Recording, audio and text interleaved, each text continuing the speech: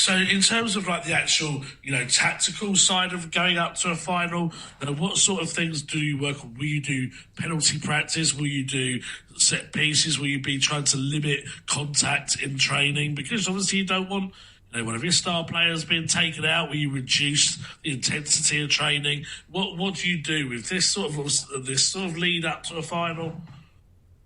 He'll rest them all for a few days. There's no doubt about that. Most managers nowadays, to be honest, they don't work with that no contact attitude. That doesn't happen anymore. When they train at high intensity, and they have to get up to the right levels. Some of those training days will be a low intensity. Other days they'll know that the players have got to get up and above a certain level for their fitness and for their sharpness. They're all monitored, of course, with the heart rate monitors and the computers. And they will know through the science that they've got to get their play. You can't just leave them down at low intensity for 2 weeks. That does not work.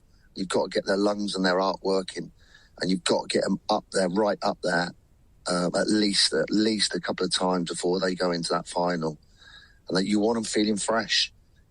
And yes, you will have a checklist of set plays for, set plays against. You'd have a program of going through the penalties. Who's going to take the penalties? What's your mindset going to be for the penalties?